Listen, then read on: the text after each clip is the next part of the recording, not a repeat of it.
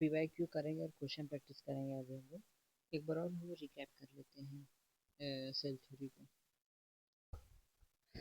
देखा जाए cell theory जो है मिस्टीरियस लाइडेन और स्वान ने मिलकर दिया था, है ना। मिस्टीरियस लाइडेन ने 1838 में दिया था, ये 1839 में दिया था, ठीक है। ये जर्मन बॉटनिस्ट थे, ये जर्मन जूलॉजिस्ट थे। अब आगे पढ़ते हैं। इन्होंने लार्ज नंबर ऑफ प्लांट्स में स्टडी किया एंड ऑब्जर्व किया कि all plant are composed of different kind of cells. And फिर आगे चल के वो टिश्यू बनते हैं, they perform tissue of the plant. फिर उसके बाद नेक्स्ट पॉइंट है, at the same time Schwann 1839 में वो ब्रिटिश जूलॉजिस्ट थे, ठीक है। रिपोर्टेड दैट उन्होंने देखा कि animal cells had thin layered is called plasma membrane. उन्होंने देखा कि एनिमल सेल की सबसे बाहरी जो लेयर होती है वो सबसे पतली होती है, जिसे आज हम लोग सेल मेम्ब्रेन के नाम से जानते हैं, ठीक है। He included that the plant cells have cell wall, ठीक है। उन्होंने बताया कि प्लांट सेल के पास सेल वॉल होता है। इन्होंने इस तरीके से नहीं बताया था, उन्होंने बताया कि प्लांट सेल का सबसे यूनिक करेक्टर होता है, यूनिक करेक्टरिस्टिक होता है क्या, सेल वॉल। ओके चलो आगे बढ़ते हैं। स्लाइडेन एंड स्वान ने फॉर्मुलेटेड अपने सेल थ्योरी को मिलाकर उन्होंने सेल थ्योरी तैयार की, but this theory did not explain how to new cell preformed formed. Okay ये जो थ्योरी था ये नहीं बता पाया कि न्यू सेल आते कहाँ से। फिर आए हमारे रिडोल्फ विर्चो। रिडोल्फ विर्चो ने बताया कि न्यू सेल जो होते हैं वो प्री एग्जिस्टेंट सेल से आते हैं। किससे आते हैं? प्री एग्जिस्टेंट सेल से आते हैं, जिन्होंने अपनी भाषा में उन्होंने बताया ओमनी सेलुलर ई सेलुलर। ओके एंड सेल थ्योरी को इनने फाइनल शेप भी दिया था मॉडिफाई करके। ओके उन्होंने 2 पॉइंट बताया, all living organism composed of cells and product of cell. Okay and second point, all cell arise of pre existent cell. जितने भी सारे सेल्स होते हैं वो प्री एग्जिस्टेंट सेल से ही आते हैं, ठीक है डन। तो चलिए हम लोग इसके पीवाईक्यू कर लेते हैं। पीवाईक्यू से करने से पहले हम लोग एमसीक्यू कर लेते हैं बहुत सारे, उसके बाद हम लोग पीवाईक्यू कर लेंगे। पहला जो क्वेश्चन है वो लिखा हुआ है आपको, who propose the cell theory. Cell theory किसने दिया? ऑप्शन नंबर ए को पढ़ते हैं, Schleiden botanist and Schwann zoologist, इन्होंने किया था, तो यहीं पे टिक कर देते हैं। ओके एंड अगर देखा जाए रॉबर्ट हुक ने नहीं किया था, ना ही हमारा वेस्टनसन क्रिक ने किया था, ना हमारा मेंडल एंड मॉर्गन किया था। ओके चलिए आगे बढ़ते हैं। फर्स्ट का आंसर ए होगा।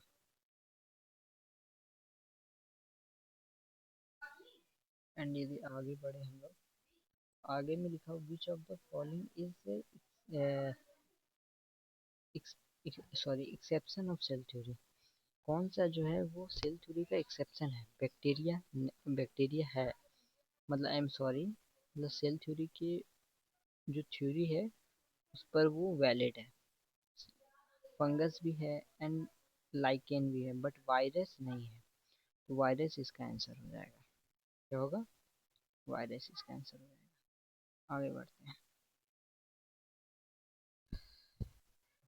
Different between prokaryotic and eukaryotic cells having. ऐसी क्या चीज होती है जो सेल प्रोकैरियोटिक और यूकैरियोटिक को अलग करती है? तो वो होती है न्यूक्लियर मेम्ब्रेन। क्या होती है? Nuclear membrane. अदर क्वेश्चन भी है सेल थ्योरी का, तब भी हम लोग कर लेंगे, कोई इतना दिक्कत है नहीं।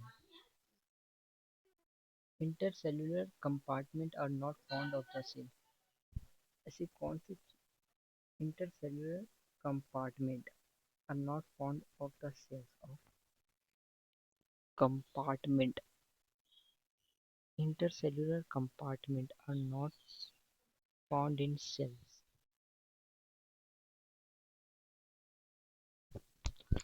हम लोग जो है ना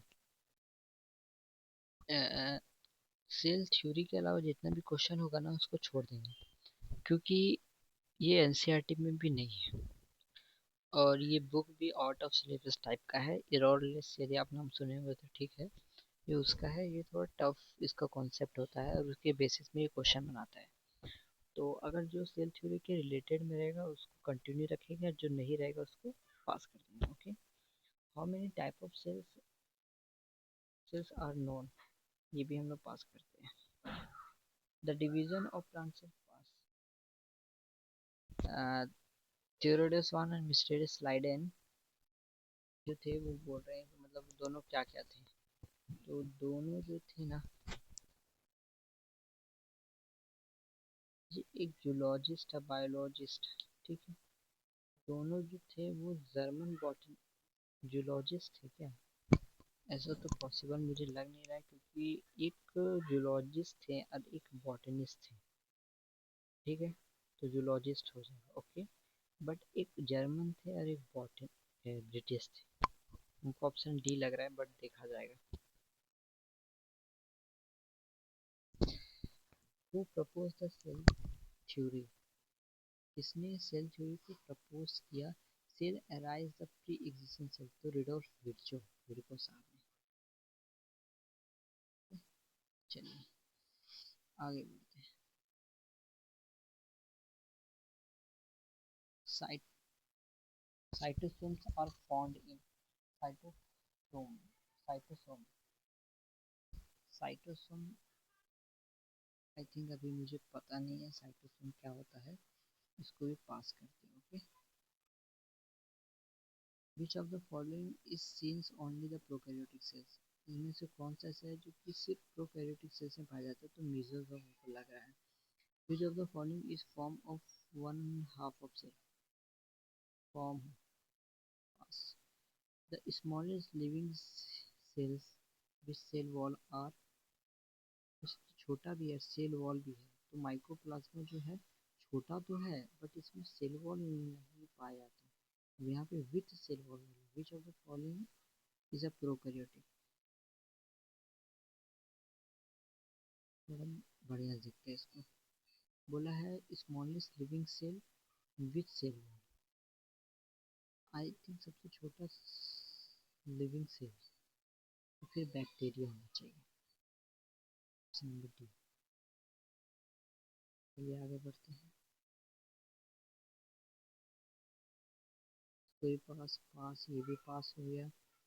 क्वेश्चन नंबर 16 करते हैं। स्लाइडेन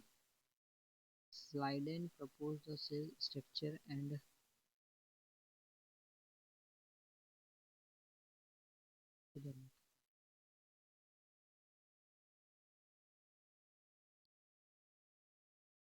देखते हैं लिखा हुआ Schleiden.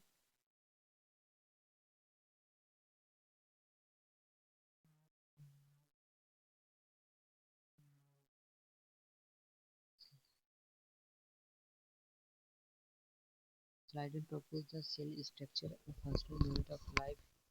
His idea was a hypothesis था। क्या था? जैसे क्या ना, स्लाइडेन जो बोला था कि जितने भी सारे सेल्स है वो cell is a structure and functional unit of life. इस आइडिया इज हाइपोथेसिस था, वो ऑब्जर्वेशन भी नहीं, हाइपोथेसिस। द सेल, जब सब छोड़ते हैं इसे हम लोग नहीं पढ़े हैं, छोड़ पास। किसी अदर बुक का पीवाई क्यों लोग, सॉरी, एमसीक्यू करते हैं, ओके, इसको डालते हैं। अगर अदर बुक का लाने का कोशिश करें,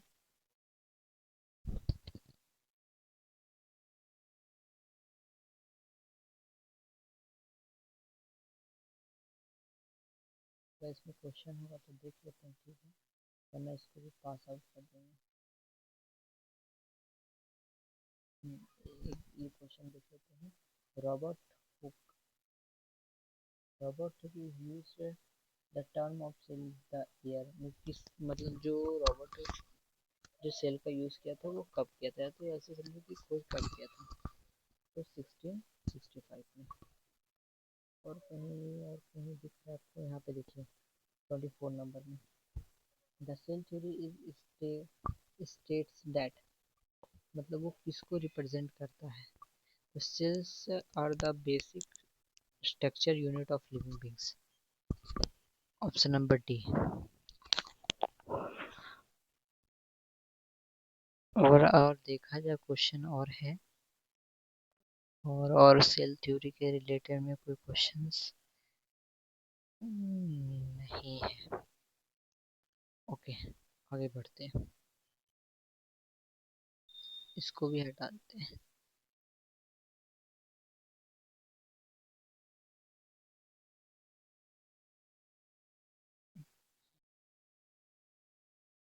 इसमें देखिए बेस्ट बेस्ट क्वेश्चन रहा तो ठीक है। यहाँ पे लिखा हुआ है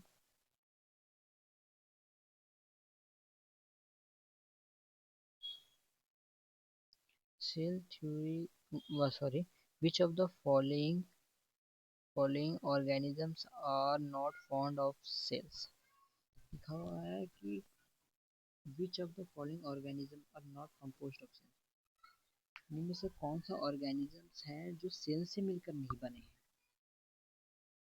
सब तो यूग्लिना भी बने सेल से, अमीबा भी बने सेल से, पैरामीशियम भी बने सेल से। I think none of this होना चाहिए। आई थिंक इसका आंसर भी यहाँ बगल में होना चाहिए, क्यों ना रख लिया जाए आंसर। 2 मिनट ना, आंसर लेके आता हूँ मैं। आंसर को मैंने ला लिया है, लास्ट में मैंने आंसर को दिखा दूंगा कौन क्या होगा। फिर unicellular organisms are not capable of होते हैं, इसके कैपेबल होते हैं independent existence and perform essential function of life, both A and B. यहाँ पे शायद मे भी यहाँ पे कैपेबल होना चाहिए। आई थिंक कि यदि हमें कैपेबल यहाँ पे कर देता हूँ ना, तो unicellular organisms are capable of dependent existence and perform essential function of life. तो सी होना चाहिए इसका answer. Who was the first one of the C A leaf cell? Leaf cell किसने देखा? लीवेनहॉक ने देखा। Who was the German botanist study different cells from the plant tissue? Sorry, तो slide in होगा। Which of the sorry, in which year the year बताना है कि slider ने किस ईयर में जो है वो बताया था कि डिफरेंट काइंड ऑफ सेल्स जो होती हैं, डिफरेंट जो प्लांट होते हैं वो डिफरेंट काइंड ऑफ सेल्स मिलकर बने होते हैं। तो वो थे 1938। Which of the year Schwann study, Schwann कब किया था? 1839 में। The cell has thin outer layer is known as plasma is reported this, किसने रिपोर्ट किया था, किसने बताया था? स्वान ने बताया था, स्वान। फिर आगे का क्वेश्चन देखें, the cell membrane is a unit structure of plant cell. तो हु इंक्लूडेड, किसने इंक्लूडेड किया था, किसने इंक्लूडेड किया था? तो वो है स्वान, स्वान ने बताया था। Who propose the hypothesis of bodies of animals plant cells composed of cells and product of cells? Schwann. Sorry sorry, both होगा, बोथ।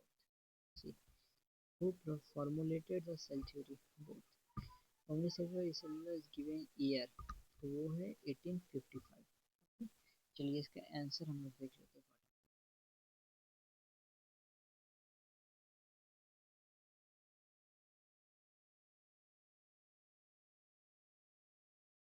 आंसर रुकिए 2 मिनट।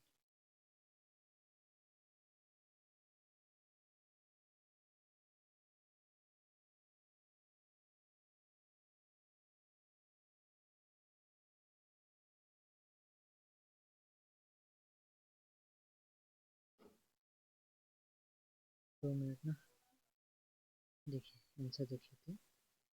फर्स्ट का जो आंसर था वो है डी, चलिए सही है। सेकंड का आंसर भी डी। अगर डी है, वहाँ पे मैंने नॉट कैपेबल किया था, तो वहाँ पे मतलब सॉरी नॉट को से इरेज कर दिया था, तो नॉट कैपेबल सही है, तो डी होगा उसके बाद।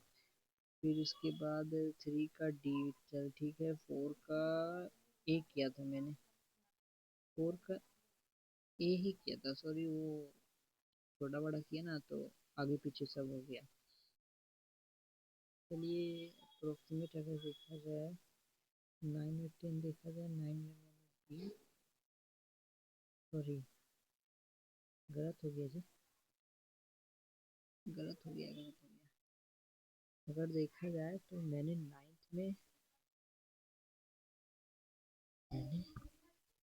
नाइन्थ में सी किया था, और आंसर में जो है वो बी दे रखा है, स्वान। तो bodies are animal composed of cell and product of cell। इसमें स्वान नहीं बताया, चलिए ठीक है।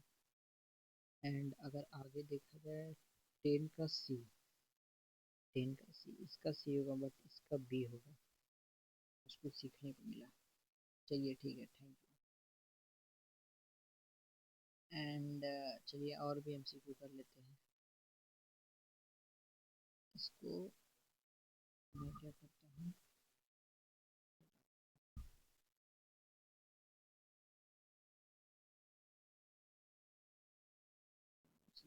बहुत सारे एमसीक्यू में देख रहे हैं।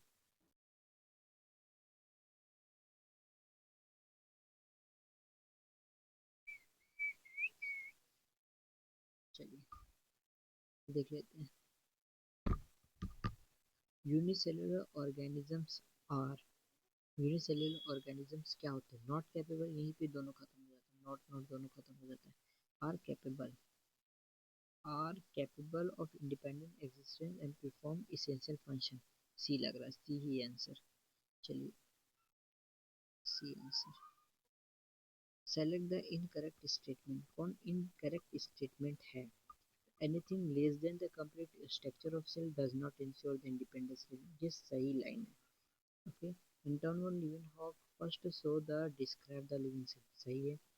रॉबर्ट ब्राउन डिस्क्राइब सेल, नहीं, उन्होंने रॉबर्ट ब्राउन जो थे वो न्यूक्लियस की खोज की थी। चलिए आगे बढ़ते हैं। Cell is a fundamental structure functional unit of living organisms in evidenced by the fact like। तो evidenced मतलब मुझे नहीं पता, बट मैं देखता हूँ। Anything less than the complete structure of cell does not ensure the independence living.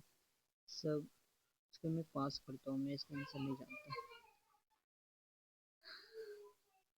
Select the right option of Schwann the record regarding of the following statement, कौन से स्टेटमेंट करेक्ट है ना, ये राइट है भाई। तो he reported the cells have thin outer, thin outer layer is known as plasma membrane. Schwann ने ये बात कहा था। Cell was the unique character of plant cell, ये भी कहा था। Body of plant and animal are composed of cell and product of cell, तीनों कहा था। तो all are correct, all are correct हो जाएगा। Which of the following statement is not explained the cell theory and given jointly the slide and info? कौन सा explain था, not explain कर पाया था सेल थ्योरी को? ज्वाइंट, जब ज्वाइंट हो गया था स्वान स्लाइडेन का, तो वो था न्यू सेल फॉर्मुलेटेड। सी है sir. Choose the wrong option, wrong option कौन सा है? तो माइक्रोप्लाज्म में जो स्मॉलेस्ट सेल इतना माइक्रोमीटर लेंथ, सही है। बैक्टीरिया, ये भी सही है। Neurons is the some the smallest, ये है। ये जो है ये ऑप्शन रॉन्ग है, तो यही आंसर सही होगा, ये सर।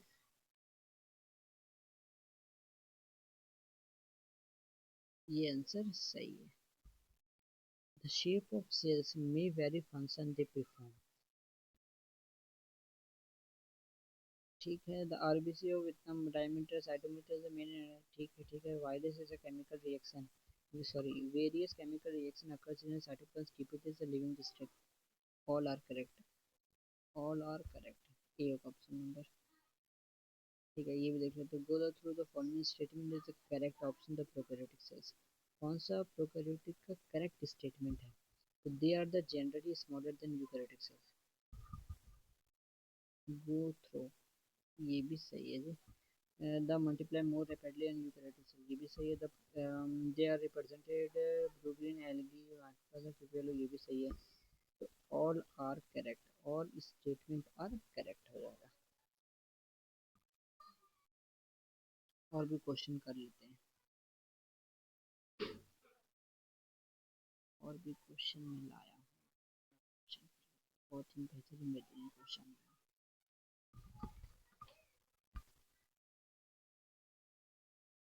अगर देखा जाए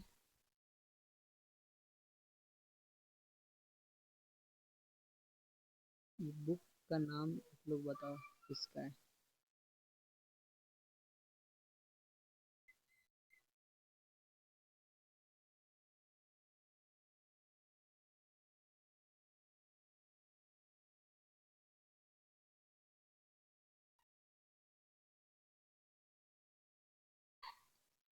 चलिए तो चालू करते हैं। The physico and chemical approach study of understanding living organisms are called. ये 2025 का पीवाईक्यू है, याद रखिएगा ये पीवाईक्यू में आ चुका है 2025 में। इसका आंसर होगा आपका REDUCTIONEST,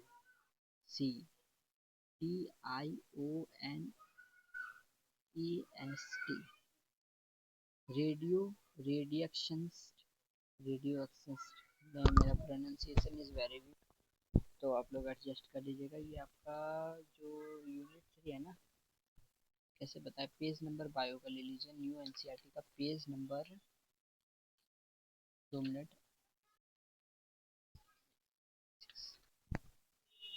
85 में आपको दिख जाएगा पेज नंबर। चलिए आगे बढ़ते हैं।